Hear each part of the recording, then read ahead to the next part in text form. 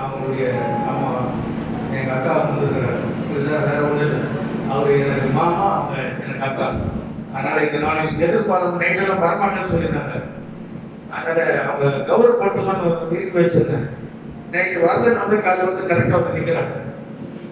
அதனால இன்னொரு டைம் வரும்போது நிச்சயமாய் அவங்களை கௌரவப்பட்டு வேண்டும் என்று நான் விரும்புகிறேன். அதனால் இந்த நாளும் அதை செய்ய முடியாததுக்கு நான் வருகிறேன். அதை தொடர்ந்து ஆசீர்வதிப்பார். மத்தியிலே அருமையான ரெவரண்ட் பவுனிராஜன் அவர்கள். அவர் எனக்கு மேலே சீனியர்னா நான் சின்ன பையனாக இருக்கும்போது அவர் ஐராயிட்டு அவர் பிஷப் ஆகி ரிட்டையர் ஆகிட்டோம். ஆனால் அவருக்கு முன்னாடி நான் பிஷப் சொல்லியிருக்கும் போது அவர் பிஷப் போது சிரிச்சுட்டு இருப்பார். ஆனாலும் ஒன்றும் பிரச்சனை இல்லை. ஆனால் எங்கள் வகராவில் எங்கள் குடும்பத்தில் ஒருத்தர் பிஷப் இருக்கிறது அவர் சந்தோஷப்பட்டோம். என்னம்மா அதனால் இந்த நாளையும் வந்திருப்பதை குறித்து நம்ம நினைச்சு மாமாவுடைய அவருடைய ஐயாவுடைய கரத்திலே கொடுக்கிறேன். எல்லாம் கரங்களை தட்டி உதவி ஆண்டவருக்கு நன்றி.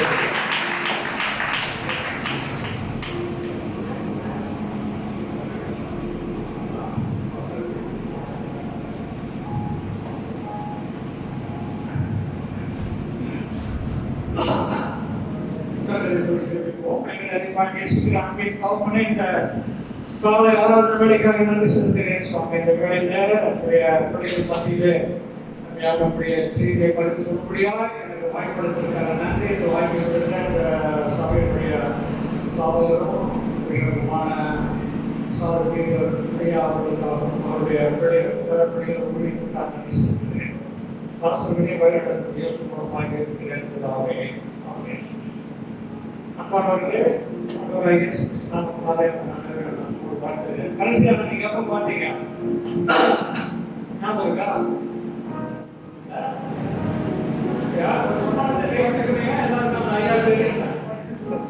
தெரியும், ஆனா தெரியாது. தெரியும்,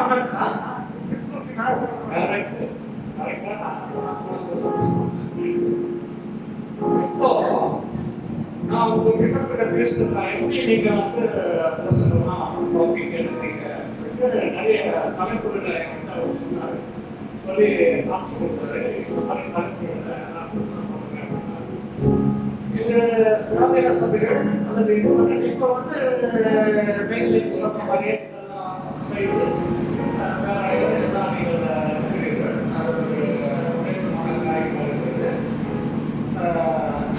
இந்த சபை பொதுவாக ஹிஸ்டாரிக்கல் மெயின்லைன் சர்வீஸ் சொல்லக்கூடிய சபைகளுக்கு ஒரு பஞ்சாங்கம் இருக்கு. பஞ்சாங்கம் சரி, இந்து பஞ்சாங்கம் தெரியுமா? தெரியுமா? காலத்தை கூட போட்டுருவோம். குடிகை காவு காலம் போட்டுருவோம். பார்த்துவாங்க. இது நல்ல நாள், கெட்ட நாள், 11 மணிக்கு வெளியே போலாம், 12 மணிக்கு வெளியே போலாம்னு சொல்லுங்களா? நீங்க எப்படி பார்த்துக்கிறீங்க? பார்த்து இல்லையா?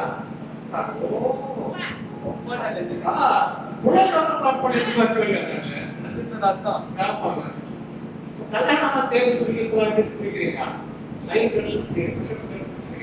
முடிச்சுட்டு வந்து கேட்பாங்க. அதுதான் சரி. அது ஒன்றும் ஆகல. கல்யாணம் பண்ணிக்கான புத்தகத்துல நீங்க எப்படி தெரியுது? எந்த சபையினாலும் ஃபாலோ பண்ணிருக்கிறாங்க. ஒவ்வொரு நாள் இந்த பஞ்சாங்கம் எதன் அடிப்படையில் அமைந்திருக்கு தெரியுமா? எத்தனை பேருக்கு தெரியும்? தெரியாது. பரவாயில்ல, சூரிய சந்திரன் கிரகணங்கள் இருக்குங்களா? அதன் அடிப்படையில தான். சோ இந்த சந்திரன் சூரியன் எப்படி கிரகங்கள் சுற்றி அமைகிறதோ அதை பொறுத்து மனிதனுடைய வாழ்வு அமைந்திருக்கிறது என்று இவர்கள் நினைத்திருக்கிறார்கள். அதுதான் கேலண்டர். இந்து கேலண்டர், இந்து பஞ்சாங்கம். இஸ்லாமுக்கு அது மாதிரி ஒன்று இருக்கு. அதே போல கிறிஸ்துவுக்கு இருக்குது. இந்த கிறிஸ்தவத்துக்கு இருக்கிற நாள் அதுக்கு பேரு மாதங்களா பிடிச்சிருக்கிறாங்க. அடுத்த வாரம் டிசம்பர் 1ஆம் தேதி இல்லையா? அதுக்கு பேரு அட்வென்ட், ஆங்கிலத்துல பேரு வருகை முதல் நாள். இந்த கிறிஸ்தவ கேலண்டர் எப்படி அமைச்சிருக்கிறாங்கன்னா, இயேசு பெருமானுடைய பிறப்பு, அவருடைய வளர்ப்பு, ஞானஸ்நானம், ஊழியம், பாடு மரணம், உயிர்த்தெழுதல், பரமேறுதல், பரிசுத்தாவை பெற்றுக் கொள்ளுதல், பரிசுத்தாவினாலே என்று வைத்திருக்கிறார்கள். இப்ப நாம வைத்திருக்கிற இந்த கிறிஸ்துவ கேலண்டர் வந்து இயேசு கிறிஸ்துவை அடிப்படையாக கொண்டு அவருடைய வாழ்வை பின்னி படித்திருக்கிற அங்காரமாக இருக்கிறது. அப்ப அவரை விட்டுட்டு எதுவும் செய்ய முடியாது. இதுதான் கிறிஸ்துவனுடைய அமைப்பு. உங்க சமயம் அதுவும் ஐயா கேட்டேன், எப்படி பேசுறீங்களா? அதெல்லாம் தப்பு இல்லை, பைபிள் பேசலாம். அதன்படி இன்னைக்கு 24வது வாரம், மறுபடியும் 24, 25, 26, 28 வாரம் அந்த ஃபெஸ்டிவல் ஆரம்பிக்கும். 4 வாரம் வரும் கிறிஸ்துமஸ். அப்படியே வரிசையா அட்வான்ஸ் அப்படி வந்துட்டே இருக்குன்னு. இது வந்து நியாயத்திற்கு ஞாயிறு, வருகைக்கு முந்தின ஞாயிறு அல்லது நியாயத்திற்கு ஞாயிறு, இதுக்கு ஒரு பகுதியை கொடுப்பாங்க. அந்த பகுதியில தான் தியானம் எல்லா இடங்களுமே இருக்கும். ஒரு போஸ்டர் ஒரு மாதிரி பிரசன்ட் பண்ணுவாங்க விஷயம். ஆனால் இயேசு பெருமானுடைய பிறப்பு, வளர்ப்பு, வாழ்க்கை குறிப்பிடுற அடிப்படையில இந்த திருமலையிலிருந்து பிரசனங்கள் செய்யப்படுகிறது. அப்ப இது கடைசி வாரம். அடுத்த வாரம் அட்வென்ட் வருகை, 4 வாரம். இந்த அட்வென்ட் வருகை ஞாயிறு என்பது 2 காரியங்களை குறிக்கிறது. ஒன்று வந்து இயேசு பெருமான் பிறந்ததை நினைவு கூறுகிறது. அது நவம்பர் 28 டிசம்பர் 4 வரும். ஒரு ஆண்டு அது அடுத்த வாரம் 1 டிசம்பருக்கே வந்தது. அந்த மாதிரி வரும். அந்த அட்வென்ட் 2 வருகை, அதாவது ஆண்டவருடைய 2ஆம் வருகையை எதிர்பார்ப்பது அட்வென்ட் தான். அட்வென்ட் ஒரு சபையா இருக்கு. ஆண்டவர் அவர் எதிர்பார்த்து கொண்டிருக்கிறார், சபையா இருக்கிறாங்க. அந்த மாதிரி ஒரு சபையும் இருக்கு. இன்னொன்று வந்து நேட்டிவிட்டி ஃபெஸ்டிவல், அவர் பிறந்த நாளை பண்டிகையாக உலகம் முழுவதும் கொண்டாடுறாங்க. சரி, அப்போ இப்ப இந்த வருகை ஞாயிற்கு இயேசுநாதருடைய பிறப்பை கொண்டாடுவதற்கு அதே நேரத்தில் ஆண்டவர் மீண்டும் வருகிறார். நீங்க அப்போஸ்தலர் நடவடிக்கையில சொல்லப்பட்டிருக்கிறது, நீங்க எப்படி எடுத்துக்கொள்ளப்பட்டார் அப்படியே மீண்டும் வருவார். வருகை பற்றி நிறைய போர் இருக்கிறாரு. தெசலோனிக்கேயர், பேதுரு இருக்குது, நிறைய இதே பிரசங்கம் பண்ற சபைகள் இருக்கிறாங்க. இன்னைக்கு வருவார், நாளைக்கு வருவார், இன்னைக்கு வருவார். ஆண்டவருடைய எனக்கு தெரியாது. நாளையும் பிதாவை தவிர வேறொரு அறியார். குமாரனுக்கே தெரியாது. குமாரனுக்கு அதிகாரம் கொடுக்கப்பட்டது என்று சொல்லப்பட்டிருக்கிறது. ஆனால் அவருக்கே தெரியாது. அதனால எப்படி இருக்கணும் நம்ம? எப்படி இருக்கணும்? ஜாக்கிரதை மட்டும் இல்ல, எப்படி ஆய்வு இருக்கு. அந்த 10 கன்னிகைகள் மாதிரியா 5 பேர் அது வரும். அந்த ரூம் வரும். உங்கள் அறைகள் கட்டப்பட்டதாயும் உங்கள் விளக்குகள் எரிகிறதாயும் இருக்கிறது. அதான் ஆண்டவர் கடைசியா சொல்லி அதையும் நிறைவு கொள்கிறதா. அதனால முன்னம் நாளாக இருக்கிறதால இந்த ஞாயிற்றுக்கு நாம் அந்த நாளிலே அதை குறித்து நான் பேசாமல் உங்களுக்கு வேற ஒரு காரியத்தை குறித்து சுருக்கமாக பேச விரும்புகிறேன். நீ யார் மீது நம்பிக்கையா இருக்கிறாய்? உன் நம்பிக்கை யார் மீது இருக்கிறது அல்லது எதன் மீது நீ சார்ந்திருக்கிறாய் என்ற தலைப்பிலே பேசுகிறேன். இந்த தலைப்பு வந்து 2 ராஜாக்களின் புத்தகம் 18ஆம் அதிகாரம். இல்லையா? 2 ராஜாக்கள் அதிகாரம், 2 ராஜாக்கள் புத்தகம் 18ஆம் அதிகாரம் 19, 20, 21 வாசிங்க. 2 ராஜாக்களின் புத்தகம் 499வது பக்கம், பழைய ஏற்பாட்டு பக்கம் 493.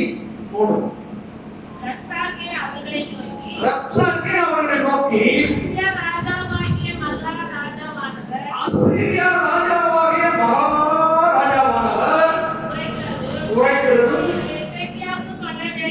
எசேக்கியா ராஜாவா இருக்கிறார். இஸ்ரவேல் ராஜாவா இருக்கிறார்.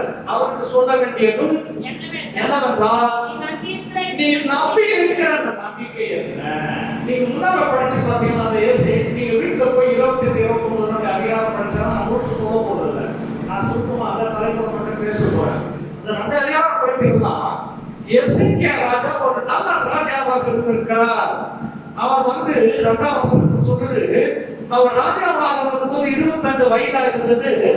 எருசலேமிலே 29 வருஷம் அவர் அரசன் தான்.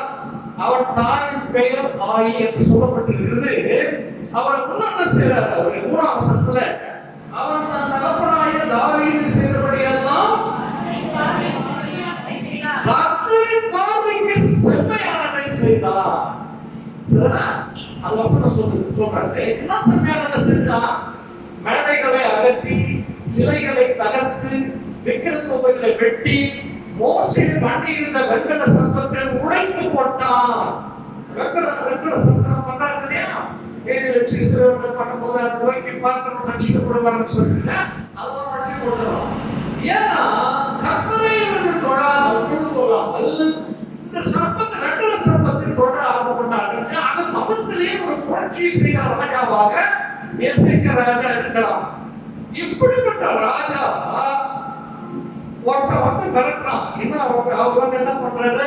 அந்த ராஜாக்கே வந்து ராஜாவுக்கு 9ஆம் வசனத்துல இஸ்ரவேல் ராஜா 7ஆம் போவார். ஓசியா 7ஆம் வசனத்துல எசேக்கியா ராஜா 4ஆம் வருஷம் அசீரியா ராஜாவை சல்மனாசார். அசீரியா ராஜா அவங்க என்ன சொல்றாரு? நான் படையெடுத்து போறேன், எருசலேம் வந்து பிடிபடும், நீ வந்து சரண்டராக சொல்லும் போது நீ எதை நம்பி இப்படி இருக்கிறார் கேட்டார்.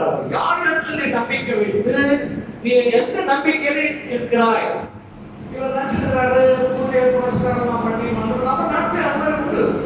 ஏதாவது எப்படி இந்த ராஜாக்கள் மற்ற பிராமணன்ஸ்லாம் அவ்வளவு பெரிய கோயில் போல வச்சிருக்கோம் இருக்காங்க. ராஜாக்கள் கொடுத்துருந்தோம். இந்த காலத்துல நீங்க இந்த நேரத்துல சண்டைக்கு போங்க, நேரத்துல போவாதீங்க, நேரம் வேட்டைகள் எடுப்பது. இதே மாதிரி தேசத்துல இருந்தது. கர்த்தரை கேட்டு செய்வார்கள். அப்ப இவரு என்ன பண்ணாரு? வந்துட்டு நீ வந்து என்ன நினைக்கிற? அந்த நாளாசனை நினைக்கிறாயா? வாய்ப்பேச்சு என்று வேற இல்ல, நீ என்னை விரோதிக்கும்படி யாருமே நம்பிக்கையா இருக்கிறாய். அதான் கவனிங்க, கர்த்தருக்கு பயந்த நல்ல காரியங்களை செஞ்சவங்க வந்து ஒருத்தர் வரக்கூடாது. இவர் என்ன பண்ணணும்? பயப்படணுமா? பயப்படக்கூடாது. ஆனா என்ன ஆச்சு? அதான் இந்த பிரச்சனை. நம்பிக்கை சில நேரங்களிலே நகர்ந்து போய்விடுகிறது. இருக்கிற சூழ்நிலையில் அப்படி மாறாமல் இருக்கும் பொழுது நம்ம என்ன நினைக்கிறோம்? இது முன்னால் இவ்வளவு நடந்தது, இவ்வளவு நன்மைகளை பெற்றுக்கொண்டோம். ஆனால் இப்பொழுது இருக்கிற இந்த வாரமான சூழ்நிலை எப்படி போனதுன்னே தெரியல எனக்கு. அந்த நேரங்களிலே ஆண்டவர் மீது நம்முடைய நம்பிக்கையை குறைத்து விடுகிறது. இது அதுக்கு ஒரு உதாரணமாக இருக்கிறாரு. நெருங்க நாணத்தோடாக இருந்து நம்புகிறாயா? அவர் வீட்டுக்கு போலாம், மாமா வீட்டுக்கு போலாம், அச்சன் வீட்டுக்கு போலாம், பாஸ்டர் வீட்டுக்கு போலாம், இதெல்லாம் உதவி பண்ண நம்பிக்கையா? ஆண்டவர் கேட்கிறார். நெருங்க நாணத்தை நம்புகிறாயா? அதன் மேல் ஒருவன் சாய்ந்தாரா அவன் உள்ளங்கையில் பட்டு உருவி போகும். அவருக்கே யாரும் உதவி பண்ண மாட்டான். அவர்கிட்ட போய் உதவி கேட்கிறார். கரெக்டாரு சொல்ற ஆசிரியர் பார்வனை நம்புகிறாயா? இவரை விட அவர் பெரியவர், அவர்கிட்ட போய் கம்பெனி அவரை நம்புறியா? எங்கெல்லாம் போவார் நம்புகிறாயா என்று கேட்பது இல்லை. நீங்கள் என்னிடத்தில் சில ஜனங்களுக்கு சொல்றான், என்னிடத்தில் நீங்கள் நம்பிக்கை இல்லாமல் இருந்தால் யாருக்கு நீங்கள் போகிறீர்கள்? ஜனங்களை பயன்படுத்திக் கொண்டிருக்கிறார். நீங்கள் என்னிடத்தில் என் கர்த்தரை நம்புகிறோம் என்று சொல்லுகிறானால் ஒரு நைஸா என்ன பண்றாரு? ஒரு சீர்திருத்தம் பண்றாரு எசேக்கியா. ஆனால் அந்த சீர்திருத்தத்தை கடவுளுக்கு உலகமாக இவர் செய்தார் என்று இந்த சீர்திருத்தங்களாக நம்ம நாட்டில் நடக்கிற நல்ல விஷயங்கள்லாம் நல்லா இருப்பாங்க. அவன் என்ன செஞ்சான்? வழிகேடுகளை அவன் உடைத்தான், மேடைகளையும் அவருடைய வழிகளையும் அளவோ எசேக்கியா அகற்றி யூதேயாவையும் எருசலேமை நோக்கி எருசலேமுக்கு இந்த பலிபீடத்திற்கு பணியுங்கள் என்றானே சொல்லிட்டு அவன் மத சீர்திருத்தத்தை இவன் தவறாக சொல்லி மக்கள் மத்தியிலே பயந்து கொண்டிருக்கிறான். அப்போ இந்த ஒரே யார் மீது நம்பிக்கையா இருக்கிறாய் என்று கேட்கும் போது பின்னால விடுதலை கிடைக்கிறது. அது பின்னால பார்க்கலாம். இவன் பேசிட்டு போறான், நேரம் படிப்போம். ஆனால் அந்த ஒரு பிரச்சனை வரும்போது இவன் பயந்து விடுகிறான் என்று பார்க்கிறோம். யார் மீது நம்பிக்கையா இருக்கிறாய்? இந்த மாதிரி நேரங்களிலே யார் மீது நம்பிக்கையாக இருக்கிறது? திருமறையில் 4 உதாரணங்கள் சொல்லி நான் குறிப்பிடுகிறேன். முதலாவதாக சவுல் ராஜாவை பற்றி ஒரு வரலாறு படிப்போம். அவர் எப்படி துன்பமான யார் மீது சார்புடையவராக இருந்தார் என்பதை நாம் கவனிப்போம். 1 சாமுவேல் புத்தகம் 11ஆம் அதிகாரம் 1 சாமுவேல் புத்தகத்திலிருந்து அவங்க என்ன செய்யறாங்க எல்லாரும் 1 சாமுவேல் புத்தகம் 11ஆம் அதிகாரம் 5ஆம் வசனம் வாசிங்க. இஸ்ரவேலோடு யுத்தம் பண்ணபடி இஸ்ரவேலோடு யுத்தம் பண்ணபடி 30,000 ரதங்களோடும் 1000 குதிரைகளோடும் எவ்வளவு ரதங்களோடு 30,000 1000 குதிரைகளோடும் கடற்கரை மணலத்தனை ஜனங்களோடும் கூட்டிக்கொண்டு வந்து கடற்கரை மணலத்தனை பெரிய கூட்டமாக வந்து ரெண்டாயிரத்தி கிழக்கான மிக்மாசிலே பாளையம் இறங்கினார். பாளையம் இறங்கினார். அதை பார்க்கிறாரு. பார்த்த உடனே என்ன நடக்குது? ஆரம்பத்துல அப்பொழுது இஸ்ரவேலர் தங்களுக்கு உண்டான இக்கட்டை கண்டபோது ஜனங்கள் தங்களுக்கு உண்டான இக்கட்டினாலே ஏரிகளிலும் காடுகளிலும் கண்மலைகளிலும் போய் விழுந்துட்டாங்க. சில பேர் கண்மலைக்கு போயிட்டோம், சில மரங்களுக்கு போயிட்டோம், எல்லாம் போயிட்டாங்க. தன்னை சுத்தி இருந்தவங்க போயிட்டாங்க. சவுக்காஜா தனியா நிற்கிறாரு. என்ன செய்யறதில்ல. அவருக்கு அப்ப அந்த நேரத்துல ஒரு யோசனை வருது. என்ன பண்றது? இப்ப சொல்ற மந்திர ஆலோசனைகளுக்கு உதவுமான்னு சொல்ற மாதிரி இவர் என்ன பண்றாரு? போயிட்டு நம்ம என்ன பண்ண ஆண்டவருக்கு நம்ம வழிக்கு கொடுப்போம். ஆனா சாமியார் வரணும்னு சொல்லியிருக்கிறார். சாமியாருக்கு சவுண்டத்துல நான் வரவேற்று சொல்லியிருக்கிறார். அவர் வரல வாசிக்கிறாரு. 9-10 வசனங்களை வாசிங்க. 9-10 வசனம் வாசிங்க. அப்பொழுது சவுல் சமாதான தகன பலியையும் சமாதான பலிகளையும் என்னிடத்தில் கொண்டு வாருங்கள் என்று சொல்லி சமாதான தகன பலியை செலுத்தினான். அவன் சமாதான தகன பலியிட்டு முடிக்கிற போது இதோ சாமுவேல் வந்தான். இவன் வந்து ஒரு தீர்க்கதரிசி. இவர் ஒரு கடவுளுடைய வேலையை செய்யப்படுறார். இவர் ராஜா. இவருக்கு அந்த வேலை கிடையாது. இவர் அந்த வேலையை செய்ய பயந்திருக்கார்.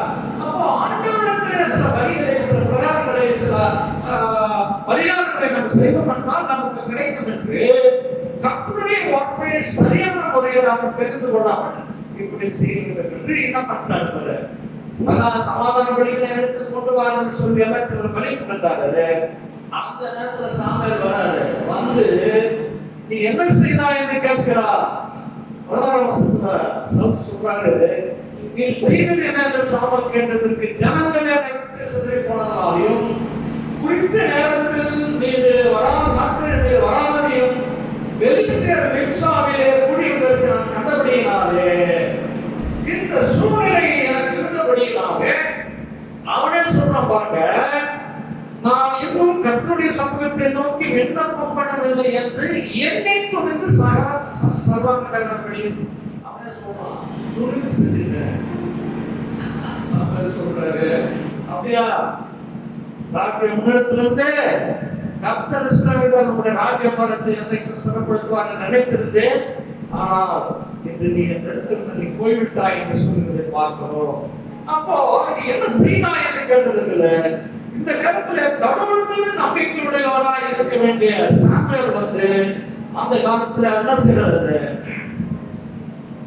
கடவுள் மீது நம்பிக்கை இல்லாமல் கர்த்தருடைய தீர்க்கதரிசி வருமானத்துல நம்பாமல் 1 சாமுவேல் 15 அதிகாரத்துல 22ஆம் வசனத்துல நம்ம எவ்வாறு வாசிக்கிறோம், என்ன வாசிக்கிறோம் என்றால் 22 அதற்கு சாமுவேல் கர்த்தருடைய சத்தத்திற்கு கீழ்ப்படுவதை பார்க்கிறோம். சர்வா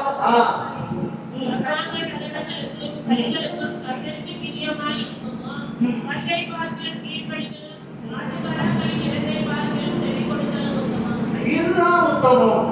கர்த்தருக்கு பயப்படுதல், கர்த்தருக்கு செவி கொடுத்ததுதான் உத்தமம் வழிய வேற எந்த பூஜை புரஸ்காரம் செய்வது ஏற்கனவே ஆண்டவர் நமக்கு சொல்லி இருக்கும் போது அப்படி செய்வது சரியில்லை.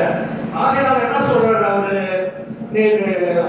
நீ உங்களுடைய ராஜ்யபாரப்படி புறக்கணித்து தள்ளினார் என்று சொல்கிறதை பார்க்கிறோம்.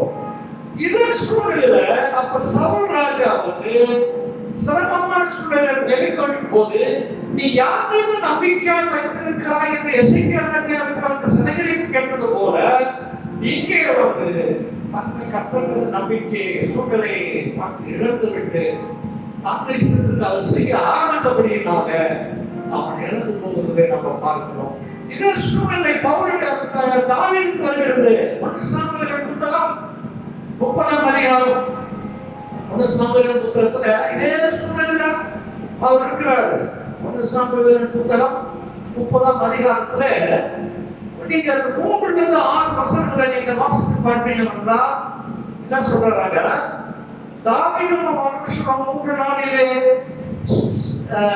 சில்லாவும் அந்த சேனையில் கூட அமலேக்கியர் தென்புறத்து சேனையின் மேலும் சிக்லாகின் மேலும் வந்து சிக்லாகை கொள்ளையடித்து அதை அக்னியால் சுட்டெரித்து அங்க இருக்கிறாங்க. தாவீது அந்த மலையில அவங்க பிள்ளைகளா இருக்கிறாங்க. 3 நாளா பிரயாணம் வெளியே போயிட்டு 3 நாள் பிரயாணம் திருப்பி வராங்க. அதற்கு ஸ்திரீகள் பெரியவர்கள் சிறைப்பிடித்து ஒருவரை கொண்டு போனார்கள். அவர்கள் சிறைப்பிடித்துக் கொண்டு தாங்கள் வெளியே போய்விட்டார்கள். அதே சூழ்நிலை அவருக்கு வருது. அங்கே ஜனங்கள் சிதறி ஓடிவிட்டார்கள். மலைகளுக்கு, கண்மலைகளுக்கு, குகைகளுக்கு ஓடிவிட்டார்கள். இங்கே விரோதி வந்து என்ன செய்யறாங்க? அவர் வந்து அமலேக்கியர் வந்து சிறைப்பிடித்து சென்று விட்டார்கள். 2 பேருக்கும் ஒரே சூழ்நிலை இருக்கிறாங்க பாருங்க. சிறைப்பிடித்து சென்று விட்டார்கள்.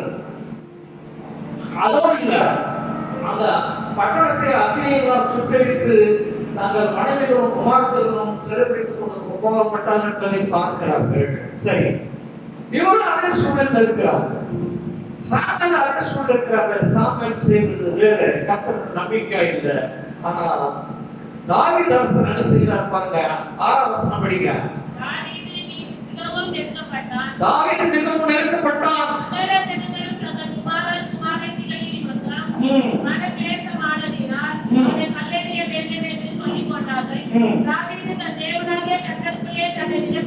தாவீது தேவனாகிய கர்த்தருக்குள்ளே தன்னை திறப்படுத்திக் கொண்டான்.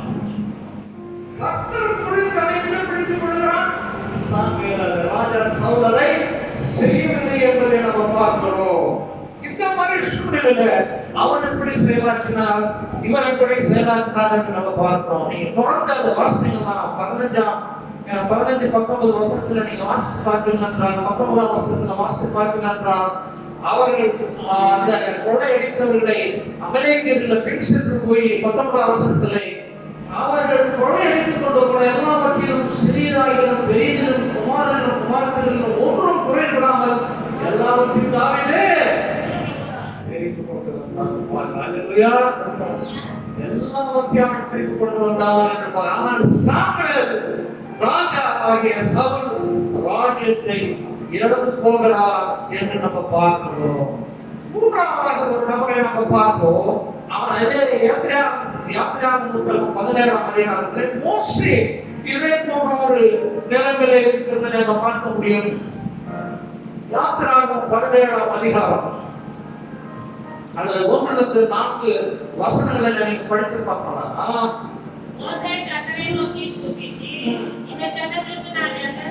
இல்ல 17ஆம் அதிகாரம் யாத்திராகமம் 17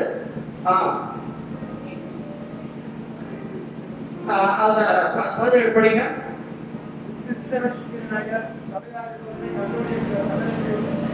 சீன்வானத்திலிருந்து புறப்பட்டு பிரயாணம் பண்ணி எல்லாம் வராங்க. 2ஆம் வசனத்துக்கு என்ன பண்றாங்க? ஜனங்கள் மோசையோட வாதாடி நாங்கள் குடிக்கிறதுக்கு எங்கள் தண்ணீர் தர வேண்டும். இது வரைக்கும் கர்த்தர் வழிநடத்தி வராரு. பாக்குறாங்க, இங்க வந்து என் தண்ணீர் தர வேண்டும் சொல்றாரு. என்னோட ஏன் வாதாடுகிறீர்கள்? கர்த்தரை ஏன் பரீட்சை பார்க்கிற ஒரு வசனத்தை மோசே சொல்றாரு. நீங்க இதுவரையில் வந்து கர்த்தர் நடத்தி கொண்டு வந்தார். எகிப்தின் அடிமைத்தனத்திலிருந்து விடுதலை ஆக்கினார். செங்கடலை பிளந்தார். இரவு பகலிலே மேக ஸ்தம்பம் இரவிலே அக்னி ஸ்தம்பத்தினால் உங்களை வேண்டிட்டு வந்தார். ஆனால் எப்பொழுது வந்து நீங்கள் கர்த்தருக்கு நீங்கள் வந்து அவரை நீங்கள் பரீட்சை பார்ப்பீர்கள் என்று சொன்னார். இவங்க என்ன சொல்றாங்க? நீங்க வந்து எங்கள் ஒன்று போல எங்க வீட்டுல கொண்டு வந்து கேட்டார்கள். இன்னும் மோசம் பாருங்க. சாமுவேலுக்கும் தாவீதுக்கும் இல்லாத பெரிய மோசம் மோசேக்கு நடக்கிறது. என்ன சொல்றாரு? 4 வசனம் படிங்க.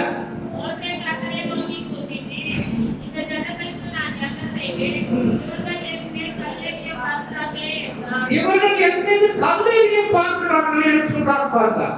கல்லெறியை பார்க்கிறார்கள் என்று அவர்கள் சொல்லிக் கொள்கிறார்களா?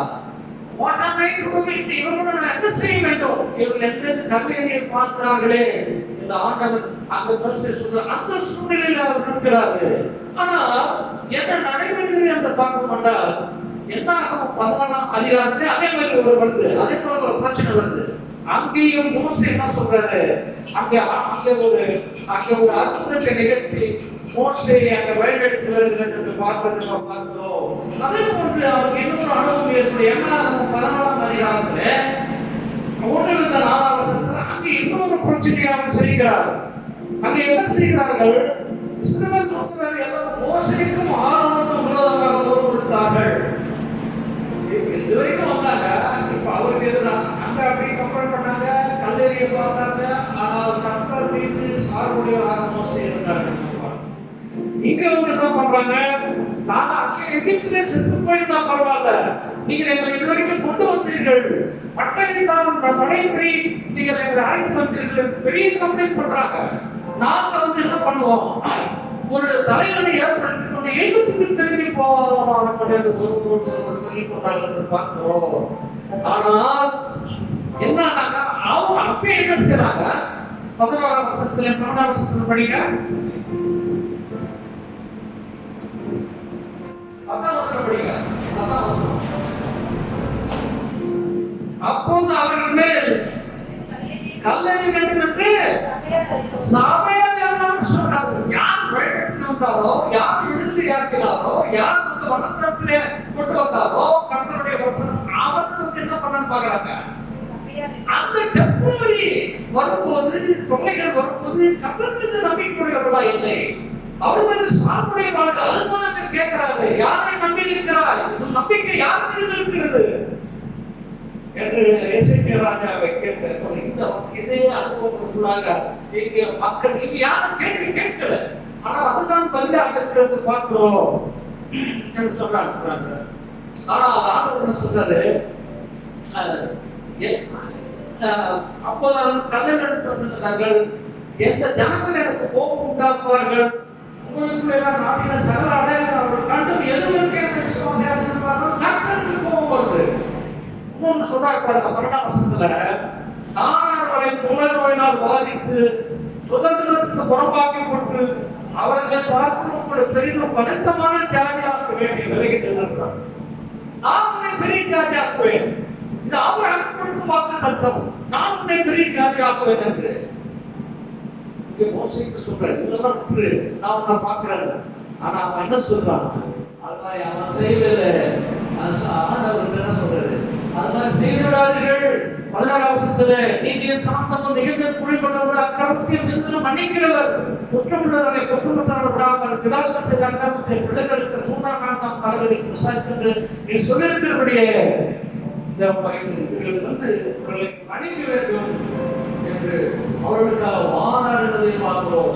அப்போ சாமுவேல் அங்கே எசேக்கியேல் அடுத்த அந்த நிலையில் சாப்பிடவில்லை. சவுல் ராஜாவை பார்த்தோம். அதே சூழ்நிலையில தாவீது எப்படி செயலாற்றுறாங்க பார்த்தோம். தாவீது போன்ற மோசேயும் செயலாற்றுறார் என்று நம்ம பார்க்கிறோம். அப்ப சிரமமான சூழ்நிலையில் வரும்போது முன்னாடி இருந்து காப்பாற்றிய ஆண்டவரை மறந்து போன்ற சூழ்நிலையில் எனக்கு கூட நிறைய இருந்தது. நிறைய நேரத்தில் என்ன கூட அந்த வாழ்வான சூழ்நிலை அப்படி நம்ம விளைக்க போகிறது. நம்ம விசுவாசிகளாக நமக்கு உதாரணமாக தாவீது அரசன் இருக்கிறார், நமக்கு உதாரணமாக மோசே இருக்கிறார். அவர்கள் வந்து கடைசி வரையிலே ஆண்டவருக்கு நம்பிக்கை உடையவர்களாக இருக்கிறார் என்று பார்க்கிறோம். 3 கேரக்டரை நம்ம பார்க்கிறோம். நாம அவர்கள் புதிய ஏற்பாடு நாம் சொல்லினார். 2 கொரிந்தியர் 1ஆம் அதிகாரத்துல அவருடைய ஒரு அனுபவத்தை அவர் அங்கே சொல்லுகிறார் என்று பார்க்கிறோம். அவருக்கு கொரிந்தியருக்கு எழுதினார் 2வது நிருபம் 1ஆம் அதிகாரத்திலே அவர் ஒரு சிரமமான சூழ்நிலையில் இருக்கிறார். சிரமமான சூழ்நிலையில் இருக்கும்போது 8-10 வசனம் வாசித்து பார்க்கணும் என்று அவர் 2ஆம் வசனத்திலிருந்து 2 கொரிந்தியர் 1ஆம் அதிகாரம் 8-10 வசனங்களை வாசித்தோம் என்றால் யாரா வாசிக்கிறீங்களா? ஆகையால் சகோதரரே, புதிய ஏற்பாட்டுல பக்கம் 245 2 கொரிந்தியர். ஆகையால் சகோதரரே, ஆசியாவில் எனக்கு நேரிட்டவர்களை நீங்கள் அறியாதவர்களை எனக்கு மனதில்லை. ஏனெனில் பிழைப்போம் என்ற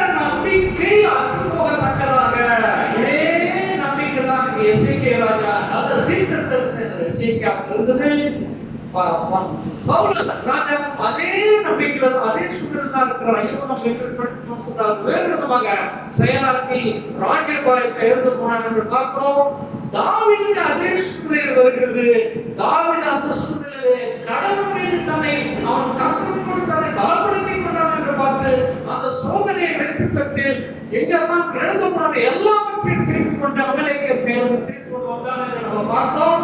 இங்க அதே சூழலில் எழுதுறதுக்கு பவுலடிகளார் இருக்கிறாரு. பிழைப்போம் என்ற நம்பிக்கை அற்றுப்போகத்தக்கதாக எங்கள் பணத்திற்கு மிஞ்சின அதிக பாரமும் எங்களுக்கு உண்டாய். நம்ம நல்லா கஷ்டப்பாங்க. பவுலடிகளார் கடவுளை அவர் சந்தித்தவர், நேராக பார்த்தவர், அவருக்கு இந்த சூழ்நிலை வருது. ஆனா பாருங்க, தாவீதை போல மோசேயை போல சவுல் ராஜாவை போல அல்லாமல் எசேக்கியா ராஜா போல அல்லாமல் ரெண்டு பேர் அப்படி இருக்கிறாங்க. புதிய பாடல் இருந்தால் எப்படி வந்திருக்கிறாங்க. நாங்கள் எத்தனை பேர் 9ஆம் வசனம்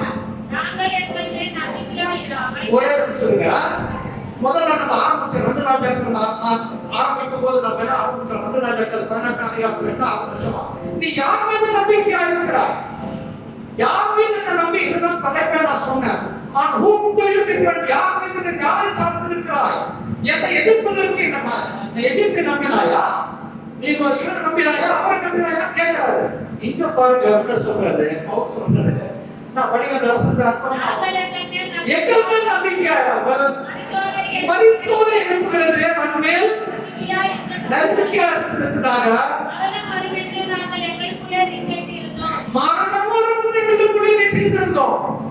ஆனா என்ன நடக்குது பாருங்க. 19ஆம் வசனம், அப்படிப்பட்ட என்ன பண்ணிட்டீங்க? 19ஆம் வசனம் படிப்பீங்களா?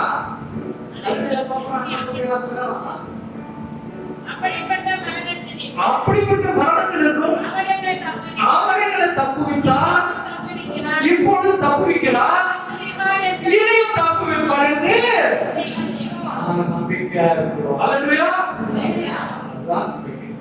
யார் மீது நம்பிக்கையா இருக்கிறார்? மரணம் பார்த்துட்டு இருந்தோம். தாங்கள் நிற்கிற அதிக பாரம் மருத்துவர்கள் உண்டாயிற்று. ஆனாலும் இங்க ஒரு வசனம் சொன்னாரா, ரொம்ப சூப்பர் பாருங்க. மரித்தோரை எழுப்பது மேல் நம்பிக்கையா நம்பிக்கை இல்ல. அந்த கிரகங்கள் மீது நம்பிக்கை இல்லை, சூரியன் மீது நம்பிக்கை இல்லை, சந்திரன் மீது நம்பிக்கை இல்லை, நல்ல நாள் கட்டணம் மீது எங்கள் நம்பிக்கை நாங்கள் வைக்கவில்லை.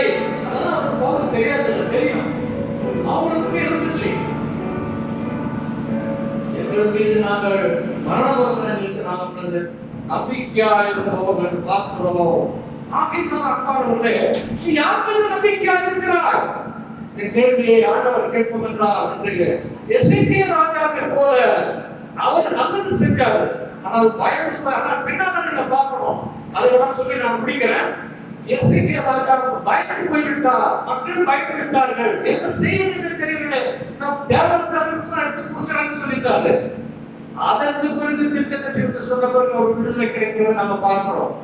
சவுல் ராஜா, நான் எல்லாரும் போய்விட்டார்கள், நீர் நேரத்திற்கு வரவில்லை, எல்லாம் குறையில போயிட்டாங்க, எல்லாம் மலையில கொடுத்துட்டாங்க, ஆகவே நான் துணிந்து வருகிட்டு விட்டேன்.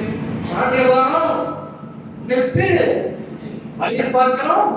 இப்படிதான் அந்த வருஷத்துல படிச்சுங்க இல்லையா? அங்க ஆண்டவர் சொல்றாரு, ராஜ்யவாரத்தில் இருந்தா அதே சூழ்நிலையில ஒரு அதிகாரத்துல தாவீது வந்து நெருக்கப்பட்ட பொழுது நான் தன்னை கர்த்தருக்குள் அவன் திறப்படுத்திக் கொண்டான் என்று நம்ம பார்க்கிறோம். அதே சூழ்நிலையில பவுலடிகளார் என்ன சொல்றாரு, எங்கள் மேல் நம்பிக்கை ஆகாமல் மருத்துவரை எழுப்புகிற கர்த்தர் மீது நாங்கள் நம்பிக்கையா இருந்தோம் சொல்லிட்டு எங்களை அவர் தப்புவித்தார், தப்புவிக்கிறார், தப்புவிப்பார். 4 பேருடைய கேரக்டர் உச்சகட்டமாக பவுலடிகளார் வந்து இங்கே நம்ம உங்களுக்கு வைத்திருக்கிறார்கள். அன்பானவர்களே, எல்லாருக்கும் நம்ம நல்லா படிக்கிறது தான். கஷ்டம் இல்லாம யாரும் பண்ணோம், பெரிய பணக்கார பேசுறோம், ஏழை பேசுறோம் இல்லையா? நம்ம யார் மீது நம்பிக்கையா இருக்கிறோம் என்ற கேள்வியை மாற்றவர்களாக வைத்து யார் மீது நம்பிக்கையா நம்ம இருக்க வேண்டும், யாரை நம்பி இருக்க வேண்டும், யாரை நம்பி இருக்கக்கூடாது என்பதற்கான வரலாற்று சான்றுகளை 4 அந்த கேரக்டர் மூலமாக நாம பார்த்தோம். எசேக்கியேல் ராஜாவை பார்த்தோம், சவுல் ராஜாவை பார்த்தோம், தாவீது ராஜாவை பார்த்தோம், கடைசியாக பவுல் ராஜாவை பார்த்தோம். இந்த 4 வாழ்க்கையில நமக்கு உதாரணமாக திகழ்வது சவுல் ராஜா. அந்த மோசேயையும் பார்த்தோம், எசேக்கியேல் ராஜா அல்ல, ஆனால் நல்ல காரியம் செஞ்சவர் தான். நீங்க அவங்க 1919 வருஷத்தை பற்றினா இவங்க மறக்காம கதையை வேற மாதிரி ஆயிடுச்சு.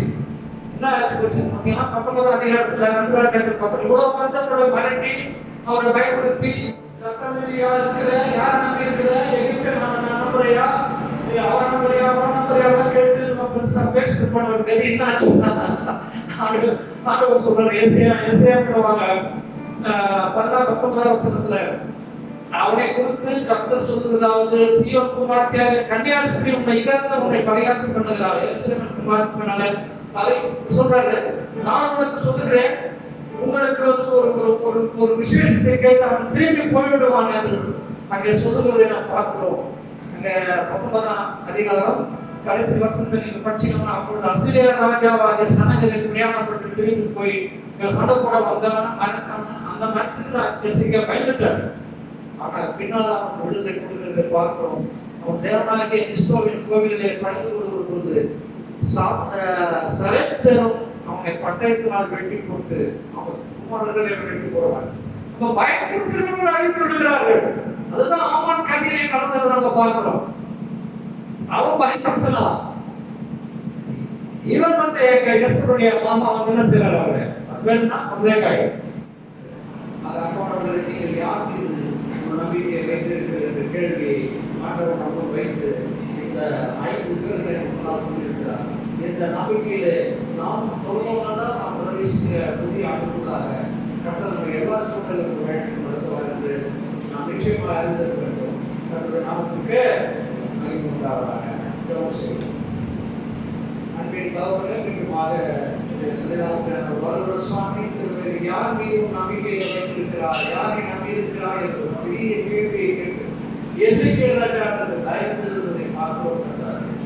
அதே சூழ்நிலையில சவுல் ராஜா அவர்களுக்கு வரவில்லை, வெறுவன் விட்டு போய்விட்டார்கள் என்று நினைத்த பொழுது அவரும் பயந்து அந்த வாழ்க்கை பார்த்திருக்காங்க. தாவீது எல்லா சூழ்நிலை நிலவிட்டுக் கொண்டாங்க என்று பார்க்கிறோம்.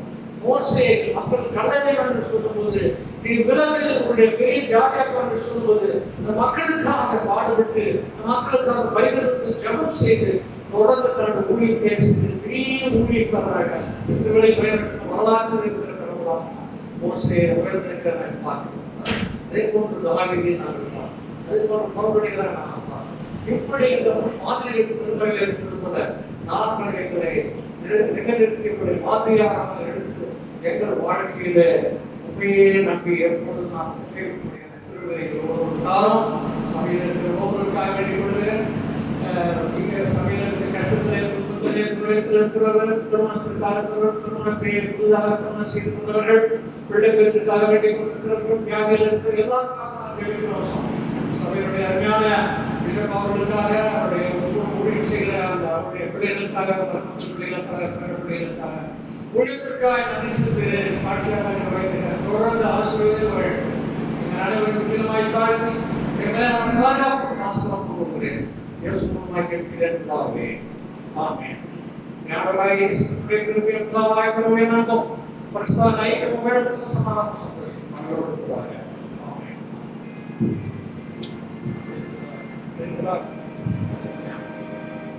எல்லாரும் புரிஞ்சுனா சந்தோஷமா? என்ன 4 விஷயத்தை சொன்னார் ஐயா. யாரு முதல்ல? யாரு?